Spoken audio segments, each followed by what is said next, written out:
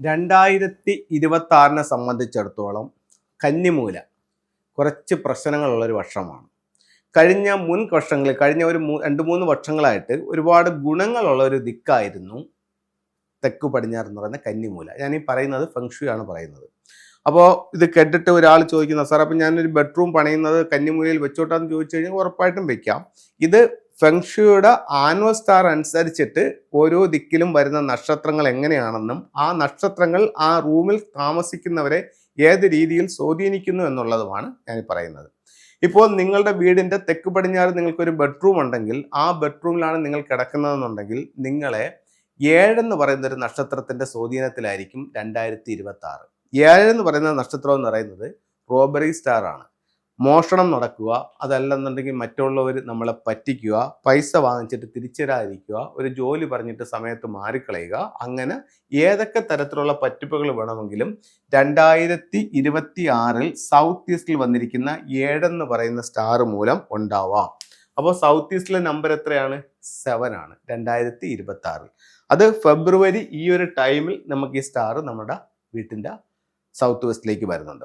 ഇനി ഇവിടെ നിങ്ങളുടെ വീടിൻ്റെ പ്രധാന വാതിലാണെങ്കിലോ അത് നിങ്ങളുടെ വീട്ടിലുള്ള എല്ലാവരെയും ഒരുപക്ഷെ പറ്റിക്കാനുള്ള സാധ്യത കൂടുതലായിരിക്കും. അപ്പോൾ പലതരത്തിലുള്ള പല കാര്യങ്ങൾ പറഞ്ഞുകൊണ്ട് പല രീതിയിലും പറ്റിക്കാനുള്ള സാധ്യത ഉണ്ടാകും.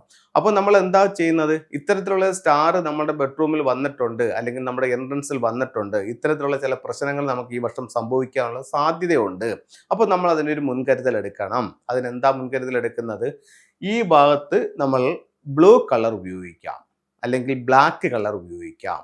ഇത് ഞാൻ ഫെങ്ഷുയി ആണ് പറയുന്നത്. അവിടെ ബ്ലാക്കും മറ്റുള്ളതല്ല അവിടെ പ്രശ്നം.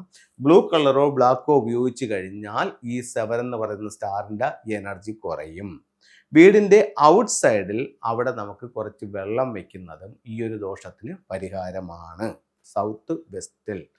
അതുപോലെ തന്നെ നമുക്കവിടെ ഉപയോഗിക്കാവുന്ന ഒരു സിമ്പിൾ എന്ന് പറയുന്നത് ബ്ലൂ റൈനോ എലിഫൻറ്റിൻ്റെ സ്റ്റാച്യുവോ അല്ലെങ്കിൽ അതിൻ്റെ ഫോട്ടോയോ നമുക്ക് ഈ ഒരു ദിക്കിൽ പുറത്തോട്ട് നോക്കി വെക്കുന്ന രീതിയിൽ വെക്കുന്നതും ഈ ഒരു ദോഷത്തിന് പരിഹാരമായി ചൈനീസ് വാസ്തുകലയായ ഫെങ്ഷുയിൽ പറയുന്നുണ്ട്.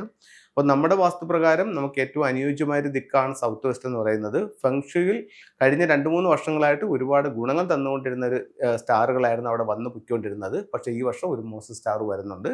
അതിന് നമ്മൾ ഉറപ്പായിട്ടും റെമഡികൾ ചെയ്യുക. അപ്പോൾ ഫെങ്ഷുയുടെ ഏറ്റവും വലിയൊരു ഇതെന്ന് പറഞ്ഞു കഴിഞ്ഞാൽ നമുക്ക് എല്ലാ വർഷവും അറിയാം, അല്ലെങ്കിൽ നേരത്തെ അറിയാം, അല്ലെങ്കിൽ അടുത്ത 10 വർഷം കഴിയുമ്പോഴത്തേക്ക് ഈ സൗത്ത് വെസ്റ്റിൽ ഏത് നമ്പറാണ് വരുന്നത് നമുക്ക് ഇന്നേ അറിയാനായിട്ട് പറ്റും. അപ്പം നമുക്കിതനുസരിച്ചിട്ട് ഓരോ വർഷത്തിനും തുടങ്ങുന്നതിന് മുമ്പ് അതാത് ദിക്കുകൾ നമ്മൾ അതിൻ്റെ വേണ്ട രീതിയിൽ പരിഗണിച്ചാൽ, അതായത് നല്ലതും മോശവുമായിട്ടുള്ള സ്റ്റാറുകളുണ്ട്, അതിനനുസരിച്ച് ഓരോ ദിക്കും നമ്മളൊന്ന് ഒരുക്കിയാൽ ഈ ദോഷത്തെ പരമാവധി ഒഴിവാക്കാനും സൗഭാഗ്യങ്ങളെ പരമാവധി വർദ്ധിപ്പിക്കാനും ഫെങ്ഷുയിലൂടെ നിങ്ങൾക്ക് സാധിക്കും. നിങ്ങളിത് ഫെങ്ഷുയി ഫോളോ അപ്പ് ചെയ്യുന്ന ഒരാളാണെങ്കിലും ഫെങ്ഷുയി വിശ്വസിക്കുന്ന ഒരാളാണെങ്കിലും ഇല്ലെങ്കിലും ഉറപ്പായിട്ടും ഈ നക്ഷത്രങ്ങളും അതിൻ്റെ സ്വാധീനവും നമ്മുടെ ജീവിതത്തിലുണ്ടാവും. ഇനി ഫെങ്ഷുയിലെ ചില ടൂളുകളിലേക്ക് പോകാം. അപ്പോൾ ഫെങ്ഷുയുടെ ഓരോ ടൂളുകളും അത് സിംബോളിക്കായിട്ട് അതിനൊരു എനർജി ഉണ്ട്. അത് നമ്മുടെ ലൈഫിൽ ഒരുപാട് മാറ്റങ്ങൾ വരുത്താൻ ശേഷിയുള്ളതുമാണ്. ഒന്ന്, ഒരു ട്രാവലിംഗ് ബുദ്ധ. ഇത്തരത്തിലുള്ള ട്രാവലിംഗ് ബുദ്ധ നമുക്ക് 2 ഡയറക്ഷനിലായിട്ട് വെക്കാം. ഒന്നുകിൽ നമ്മുടെ വീടിൻ്റെ നേരെ ഓപ്പോസിറ്റ് മെയിൻ ഡോറിലേക്ക് ഇതിൻ്റെ പാദങ്ങൾ വരാത്ത രീതിയിൽ ഒരു അല്പം ടിൽറ്റ് ചെയ്തിട്ട് നമുക്ക് വെക്കാം. കയറി വരുന്ന ആളിനെ സംബന്ധിച്ചിടത്തോളം ഈ ലാഫിംഗ് ബുദ്ധ കാണാം, എന്നാൽ ഇത് നേരെ പുറത്തേക്ക് ഇറങ്ങിപ്പോകുന്ന രീതിയിൽ അല്ല ഇരിക്കുന്നത്.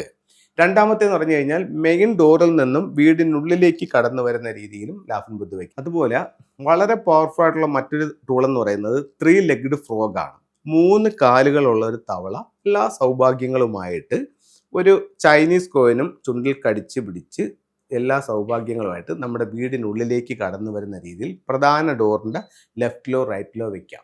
ഇത് നമുക്ക് ശരിക്കും സാമ്പത്തിക നേട്ടമുണ്ടാകും. ഇതിൽ 2 സൈഡുകളുണ്ട് കോയിൻസിന്. ഒരു സൈഡ് ഇൻ എന്നും ഇതിന് യാങ് എന്നും പറയും. ഇത് യാങ് സൈഡാണ് ഇപ്പം നിങ്ങൾ കണ്ടുകൊണ്ടിരിക്കുന്നത്. 4 ലെറ്റേഴ്സ് ഉള്ളത്. 2 പടങ്ങളുള്ളത് ഇൻസൈഡാണ്. അപ്പോൾ യാങ് സൈഡ് വേണം ഫ്രോഗിൻ്റെ ചുണ്ടിൽ മുകളിലായിട്ട് വരാനായിട്ട്. അതുപോലെ തന്നെ സ്റ്റോൺസ് എന്ന് പറഞ്ഞാൽ നമുക്ക് എല്ലാവർക്കും അറിയാം, സ്റ്റോൺസ് വളരെയധികം റിസൾട്ടുണ്ട്. അത് രത്നങ്ങളും ഉപരത്നങ്ങളും ഉണ്ട്. ഇപ്പം നമ്മൾ ഈ പരിചയപ്പെടുത്തുന്നത് ഉപരത്നങ്ങളുടെ വിഭാഗത്തിൽപ്പെടുന്ന സ്റ്റോൺസുകളാണ്. ഇതെല്ലാം നാച്ചുറൽ സ്റ്റോൺസ് ആണ്. ഇത് റോസ് ക്വാർട്സ് എന്ന് പറഞ്ഞിട്ടൊരു സ്റ്റോൺസ് ആണ്. ഇത് ലവ് എനർജിയാണ് ഇത് നമുക്ക് തരുന്നത്. അപ്പോൾ നമുക്ക് മറ്റുള്ളവരുടെ സ്നേഹം, ചിലർ പറയില്ലേ എനിക്ക് ആരുടെയും സ്നേഹം കിട്ടുന്നില്ല, അച്ഛൻ്റെ സ്നേഹം കിട്ടുന്നില്ല, അമ്മയുടെ സ്നേഹം കിട്ടുന്നില്ല, അങ്ങനെ ഭർത്താവിൻ്റെ കിട്ടുന്നില്ല എന്നൊക്കെ പറയില്ലേ. അപ്പം മറ്റുള്ളവരുടെ സ്നേഹം നമുക്ക് ലഭിക്കാൻ വേണ്ടിയിട്ട് നമുക്കിത് യൂസ് ചെയ്യാം. വിവാഹം നടക്കാനും ഇത് നമുക്ക് യൂസ് ചെയ്യാം. സ്ത്രീക്കും ഉപയോഗിക്കാം, പുരുഷനും ഉപയോഗിക്കാം. ഇത് ഗ്രീൻ ജേഡ് എന്ന് പറയുന്നതാണ്. ഇത് നമുക്ക് ഹെൽത്ത് പരമായിട്ട് മെച്ചപ്പെടാനായിട്ട് നമുക്ക് ഗ്രീൻ ജേഡ് ഉപയോഗിക്കാം. ഇത് കാർണേലിയൻ എന്ന് പറഞ്ഞിട്ടുള്ള ഒരു ഇതാണ്. ഇത് പല ഫിലിം സ്റ്റാർസുകളും ഉപയോഗിക്കുന്നുണ്ട്. ഇത് നമുക്ക് തൊഴിൽപരമായിട്ട് നേട്ടങ്ങൾ ഉണ്ടാവാൻ വേണ്ടിയിട്ടും കാർണേലിയൻ ഉപയോഗിക്കാവുന്നതാണ്. ഇത് ടൈഗർ ഐ ആണ്. നമ്മളെപ്പോഴും നല്ല ആക്റ്റീവായിട്ടിരിക്കാനും നമ്മളെപ്പോഴും നല്ല ഉണർവോടെ ഉന്മേഷത്തോടെ ഇരിക്കാനായിട്ടും ടൈഗർ ഐയുടെ സ്റ്റോൺസ് ഉപയോഗിക്കാം. അപ്പോൾ ചിലർ ചോദിക്കുന്നതിൻ്റെ നാളുകളോ കാര്യങ്ങളോ നോക്കേണ്ടതുണ്ടോ? ഇല്ല, രത്നങ്ങൾക്കാണ് നമ്മുടെ നാളും ഇതൊക്കെ നോക്കി ചെയ്യുന്നത്. ഉപരത്നങ്ങൾ നമ്മുടെ ആവശ്യങ്ങളനുസരിച്ച് ധരിക്കാവുന്നതാണ്. അപ്പോൾ എല്ലാവർക്കും എല്ലാ ഐശ്വര്യങ്ങളും ഉണ്ടാവട്ടെ എന്ന് പ്രാർത്ഥിച്ചുകൊണ്ട് നിർത്തുന്നു. നന്ദി, നമസ്തേ.